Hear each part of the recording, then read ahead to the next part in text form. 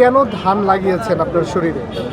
আমি ধান লাগিয়েছি 2008 সাল থেকে, যেহেতু আমি বাংলাদেশ জাতীয়তাবাদী দল বিএনপি করি। তবে আমি বিএনপি করি কিসের জন্য? যেহেতু আমাদের দেশনেত্রী বেগম খালেদা জিয়া পরপর 3বার প্রধানমন্ত্রী হয়েছিল। সে অনেক সুন্দর বক্তব্য দিয়েছে, অনেক সুন্দরভাবে এই দেশটি পরিচালনা করেছে।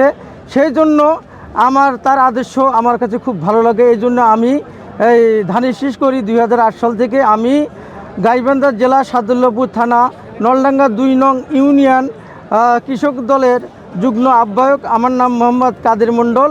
আজকে আমি যখন শুনেছি যে তারেক রহমান রংপুর আসবে, রংপুর, সেই জন্য আমি সকালে 8টায় এই রংপুর এসে তার বক্তব্য শোনার জন্য আমি অবস্থান করতেছি। আমার তারেক রহমানের কাছে আসলে চাওয়া পাওয়ার মধ্যে কি আছে, সে যদি আমার এই ধানের পোশাকটা দেখে সে যদি আমার সঙ্গে কথা বলতে চায়, তাহলে আমি তার সঙ্গে কথা বলবো। আর সে যদি না ডাকে তাতে আমার কোনো দুঃখ নাই। কেন? আমরা দলকে ভালোবাসি, এই জন্য আমরা এই সাজে আজকে রংপুর মাটিতে এসেছি। এক নজর আমি তারেক রহমানকে দেখব, যেহেতু আসলে আমি দেশনেত্রী বেগম খালেদা জিয়াকে দেখেছি।